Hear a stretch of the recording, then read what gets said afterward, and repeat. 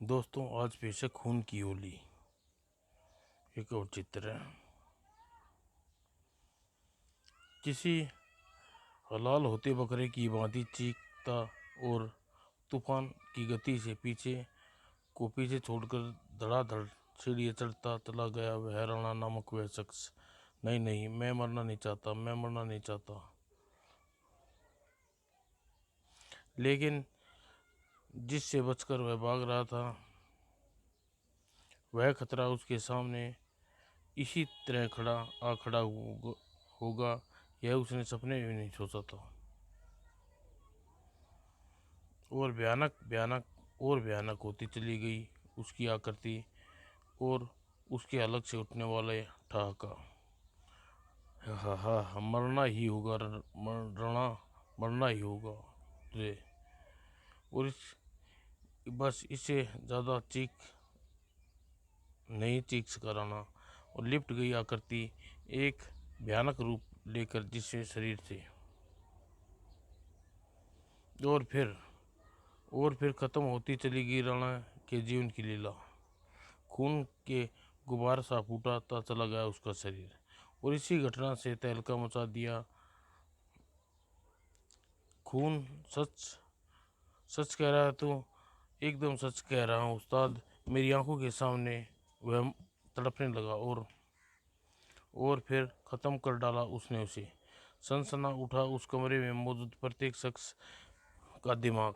गूंजा डागा उस्ताद नामक उसी शख्स के कंठ से घबराई हुई आवाज़। यानी कहने का मतलब यह है कि उसी का काम है, उसी ने राणा की हत्या की है। हाँ उस्ताद, हाँ।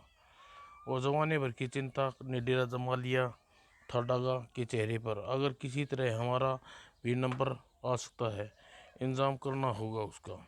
लेकिन कैसे होगा, कौन करेगा उसका इंतजाम? मैं जानता हूँ कैसे होगा उसका इंतजाम, और कौन रोक सकता है उसे।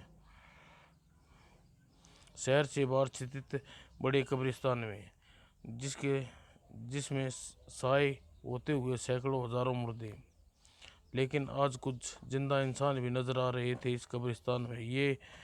ये तो कब्रिस्तान है उस्ताद, हमें जिंदा गाड़ने के लिए लाए हो क्या? यहाँ बकवास मत कर, चुपचाप चलता रहे। और कुछ ही पलों में सभी कब्रिस्तान के भयानक हिस्से में, जहाँ पर साम्राज्य था अधेड़ नामक तांत्रिक का। मैं समझ गया डागा उस्ताद, तू कैसे कैसे आया है यहाँ। अगर समझ गई हो तो समस्या का हल करके दिखाओ उजड़ा। हल तो हो जाएगा, लेकिन हल में धन बहुत लगता है। धन की चिंता मत कर तू, जितना धन चाहेगे उतना मिल देगा तुम्हें। ठीक है, चुपचाप खड़े देखते रहो, फिर मैं क्या करता हूँ। इतना कहकर साधना में व्यस्त हो गया उजड़ा, और अपनी अपनी सांसें रोके खड़ी उजड़ा के सामने। जाने क्या करेगा ये, कैसे पकड़े कर बुलाएगा उजड़ा उसकी आत्मा को। और कुछ ही पलों के बाद, जब तक पूरी ओजड़ा की साधना, गूंज उठा पूरा कब्रिस्तान भयानक चीखों पुकार से। और खून उतराया ओजड़ा की आंखों में। आदेश दिया उसने अपने प्रेत सेवकों को, जाओ जाओ मेरे प्रेत सेवकों, वो आयुआ नाम के एक उस आत्मा को पकड़कर मेरे सामने लाना है तुम्हें। और अगले पल चीख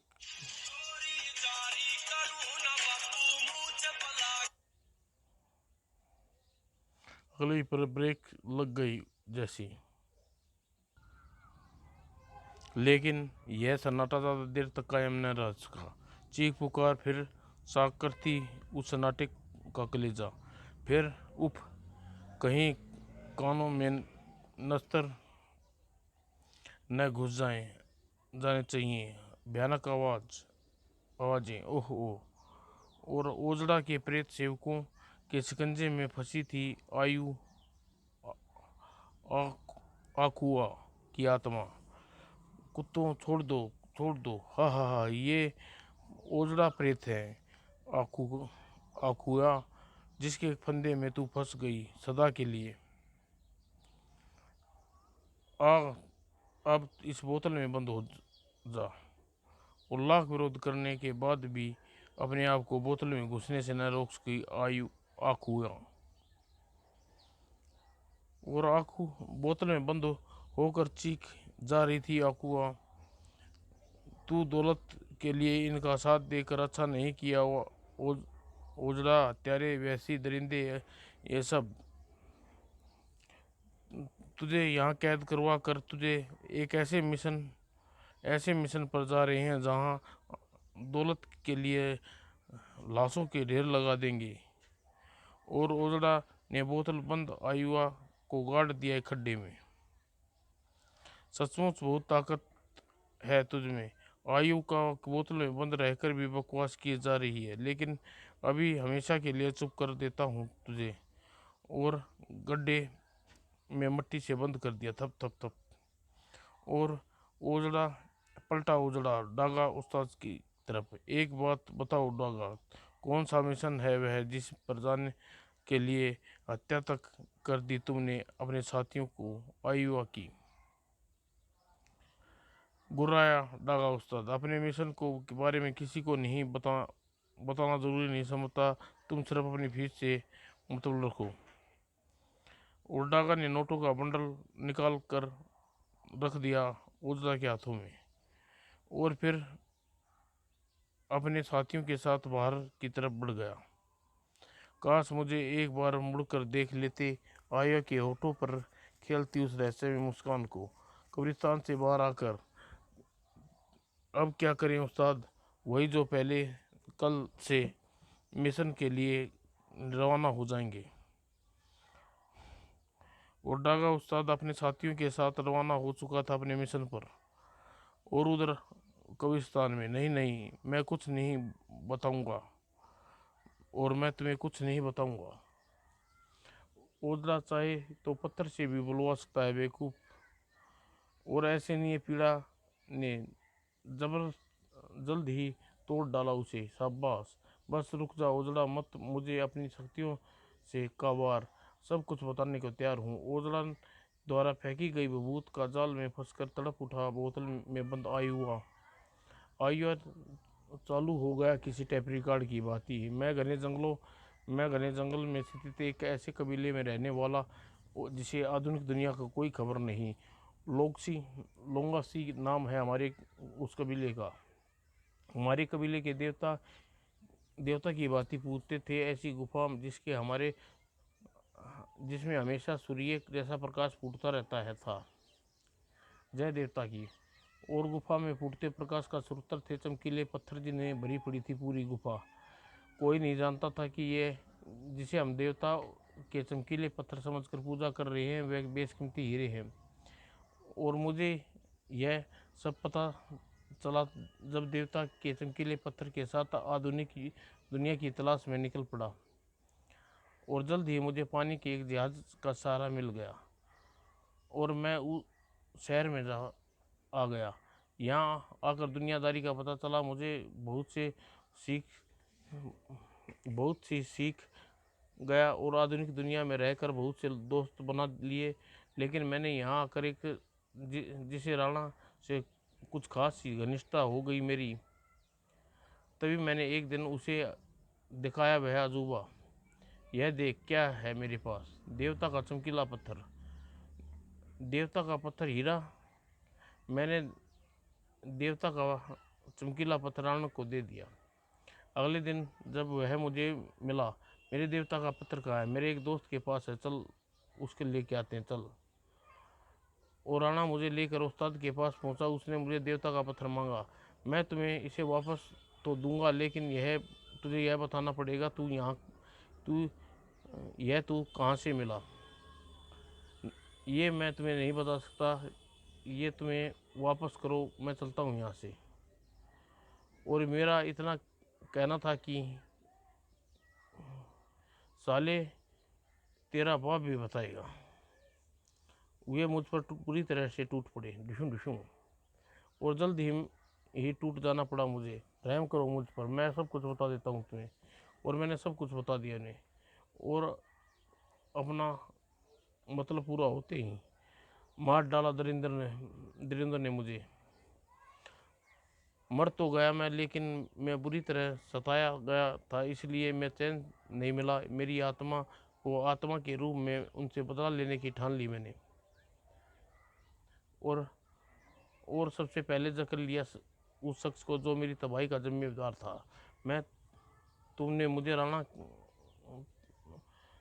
तुम्हें मरना होगा राणा, तुम्हें मरना होगा। नहीं, और राणा की जगह ही एक एक करके सबको मार डाला, लेकिन तुम्हारी अपनी तंत्र विद्या से मुझे कैद कर लिया। वे दरिंदे मेरे कबीले के तक जा पहुँचे तो और हीरे लूटने को खून की नदियाँ बहा देंगे। वहाँ तुम्हें कबीले वालों को खून बहने से नहीं रोक सकता मैं, लेकिन इतना गारंटी देता हूँ कि उस गुफा में मैं एक भी हीरा मैं प्राप्त नहीं करने दूंगा। और फिर कोई महत्वपूर्ण सवाल पूछने के बाद फिर जाकर आराम से ज़मीन के नीचे बोतल बंद करके आयु दोबारा गड्ढे में दबा दिया ओजड़ा ने। और फिर न जाने क्यों लगा बैठा ओजड़ा ठाका और कब्र से सोए मुर्दे हड्डियों की तरह सिरन पैदा कर दी। हाँ हाँ हाँ। और उधर हमारी मंजिल आ चुकी है उस्ताद। जंगल में उसने बताया था वह कबीला जिसमें 77 हीरो की वह खान है। कॉप्टर को नीचे और नीचे उतार उड़ाते रहो गिरी, कुछ क्षण कर रहा हूँ। वह जंगल के पेड़ों के ऊपर उड़ने लगा हेलीकॉप्टर। वाओ कबीला, और वह रही गुफा जिसमें भरे पड़े हमें शुमार हीरे। हेलीकॉप्टर थोड़ा आगे जाकर नीचे उतारो। ओके उस्ताद। और हेलीकॉप्टर उतार लिया गया। फिर हम सीधे हीरे की गुफा पर हमला बोलना चाहिए। ठीक है उस्ताद। और कुछ ही पलों में हीरे की गुफा के सामने थे। आगे बढ़ो, कोई नहीं देख रहा हमें। और बहुत बड़ी गलती कर दी उन्होंने आगे बढ़कर। यह बात का जल्द ही पता चल गया उन्हें। ओर्डोगा ने तुरंत ही अपने आप को नीचे गिराया और फायर कर दिया उनके जिधर से भाले आए थे। तुरंत ही कई चीखें गूंज उठी। और पेड़ों में छिप कर बैठे हुए हैं साले, उन्हें लंबू, उन्हें मार डालो। और मैं भी थोड़ा सा बच गया, वरना मेरा भी कल्याण हो गया होता। आगे शब्द नहीं बोल पाया डागा, क्योंकि तभी गूंज उठा शोर। कबीले वाले गोलियों की आवाज़ सुनकर पहुंच गए थे हमें मारने। और दहशत नाच उठी सबके चेहरे पर। भागो उस्ताद, वरना मारे जाएंगे। इतना गोला बारूद साथ लाए हो और फिर भी भागना की सोच रहे हो बेवकूफ। अपने हथियार तैयार करो और सामने आए उसे परकचे उड़ा दो उनके। संभाल लिए सब ने अपने अपने हथियार। और फिर जब आए कबीले वाले तो हुआ मौत का तांडव। और खून से लाल होती चली गई धरती, लाशों के पट लग गए मैदान। और तब कोई भी नहीं बचा, चीखता डागा, गुफा में चलो साथियों। गुफा में पहुंचे और चकाचौंध हो गई सबकी आंखें।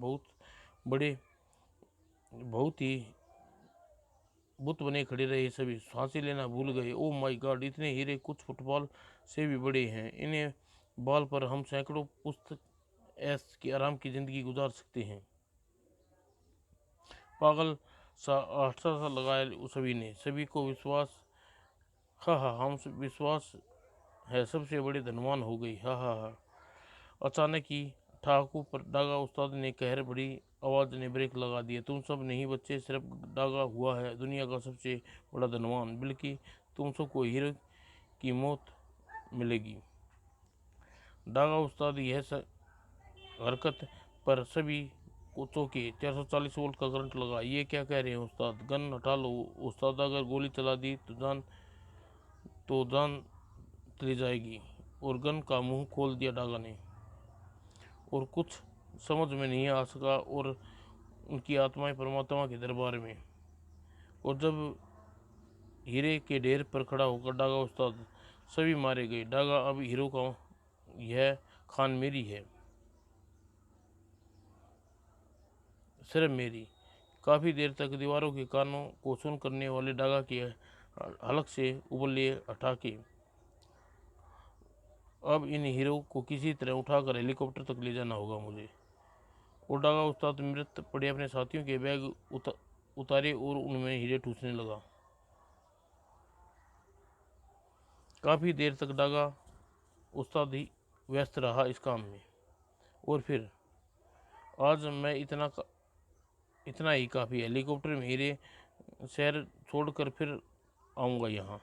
वह हेलीकॉप्टर की ड्राइविंग सीट पर बढ़ा। अब हीरे की खान सिर्फ मेरी है।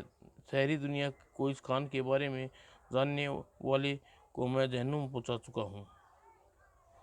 तभी गूंजी एक आवाज़, बहुत गलत सोच रहा है डागा तू, अभी जिंदा हूँ मैं जानता है इस खान के बारे में। और फिरकने की गति की मात देकर पीछे घूमा डागा और हैरान सा रह गया अपने सामने खड़े शख्स को देखकर। ओजड़ा तुम? हाँ डागा मैं। लेकिन तुम यहाँ कैसे पहुँचे? उसी आयुवा के जरिए जिसे सिर्फ इतना है कि उस शैतान का पता तुम्हें जिंदा आयुवा से पूछा था, और जबकि मैंने यहाँ का पता बताना आयुवा की आत्मा से। और जिस समय मैं तुम्हारे मिशन के बारे में पूछ रहा था तुम भड़क उठे और तुम्हारा माथा ठनक गया। मेरा उसी समय अनुमान लगा लिया था कि आयुवा तुम्हें कोई बड़े खजाने का पता बताया है। इसलिए तुम्हें जाने के बाद मैंने आयुवा की आत्मा को गड्ढे से बाहर निकाला और उससे इस स्थान की जानकारी लेकर आ पहुँचा। वैसे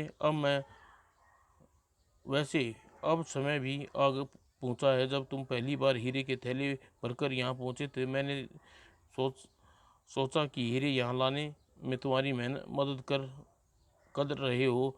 जब तक हेलीकॉप्टर को पूरा भर जाएगा तब ही मैं तुमसे मिला जाएगा। हिंसक भेड़िए की तरह गुर्राया डागा, कुत्ते धोखा किया है तूने मेरे साथ। इस गन में भरा सारा लोहा भर दूंगा तेरे सीने में। लेकिन डागा गोलियों चला पाता इससे पहले ही दिखा उसे एक दृश्य जिसे अकल्पनीय किसी की सीमाओं को पार कर दिया। इतना खौफनाक था वह दृश्य जिसे देखकर खौफ लेता उसकी की बन जा गई होती। प्रेत सम्राट ओजड़ा के इस रूप को छलनी कर देने वाली गोलियां अभी विश्व में किसी फैक्ट्री में नहीं बनी डागा। और भड़ाक से वह भयानक हाथ दोगा से और आज़ाद हो गया डोगा की आत्मा उसके शरीर से। उससे पहले रूप में आया ओजड़ा जैसे पागल हो गया। हाँ हाँ, अब हेलीकॉप्टर में भरे हीरे मेरे हैं और खान भी मेरी। उठाका लगाता हेलीकॉप्टर की ओर बढ़ा ओजड़ा। बाकी बचे शरीर को नहीं बख्शा ओजड़ा की भयंकर लात ने। तभी ओह उफ और जकड़ लिया ओजड़ा को जमीन से निकली सैकड़ों लताओं ने। प्रेत शक्ति का इस्तेमाल करके का मौका भी नहीं मिला उसे। ओह कैसे ये किया? ये सामने आ। और फिर वो सामने आया। सब करने वाला तो फट पड़ने के लिए उतारू हो गई ओजड़ा की आंखें। तू आई तुम? हाँ ओजड़ा मैंने गलती की और सुधरने आया हूँ। मैंने तुझे और डागा को अपने कबीले की हीरे के खान के बारे में बता दी। लेकिन तुम तो यहाँ कैसे पहुँचे? मैं तुम्हें सदा के लिए कब्रिस्तान में गाड़ आया था। हाँ तूने मुझे गाड़ दिया था, लेकिन शायद इंसाफ करने के लिए देवता को यह मंजूर न था। तभी कुछ लोग एक लाश को दफनाने वहाँ पहुँचे। उन्होंने ठीक उसी जगह कब्र खोदनी शुरू कर दी जहाँ बोतल बंद थी, और कूदान की चोट से बोतल पर पड़ी बोतल फूट गई और मैं आज़ाद हो गया। और उस आज़ाद होने के साथ ही मैंने निर्णय लिया कि मैं उन सब को जिंदा नहीं छोड़ूंगा जिसने मेरे पीछे यहाँ पहुँचा। ये ऐसा नहीं कर सकता आयुवा, अपनी तंत्र शक्तियों से भस्म कर डालूंगा तुझे। हा हा हा हा। अब कुछ नहीं कर सकता क्योंकि मैंने तुझे अपने जाल में बुरी तरह फंसा लिया है। जाल में फंसकर तू सिर्फ एक काम कर सकता है उजड़ा, सिर्फ मौत का इंतजार। नहीं, अलग फाड़ कर चीखा उजड़ा, और वह उसकी चीख साबित हुई उजड़ा की अंतिम चीख। और कई टुकड़ों में बट गया उजड़ा का शरीर। और अब आईवा की सिवाय सिवाय कोई नहीं बचा था हीरो की खान के बारे में जानने वाला। और ये सब मेरी वजह से हुआ, और अपनी संस्कृति को संभाल कर सभ्यता को छोड़कर मैं न जाता तो आज यहाँ यह खून की होली न खेली जाती। मैं ही हूँ अपने कबीले का कातिल और जिम्मेवार। मुझे कभी माफ़ नहीं कर पाएगा मैं अपने आप को। और आंसुओं की और धारा निकल पड़ी आयुआ की आंखों से। समाप्त दोस्तों।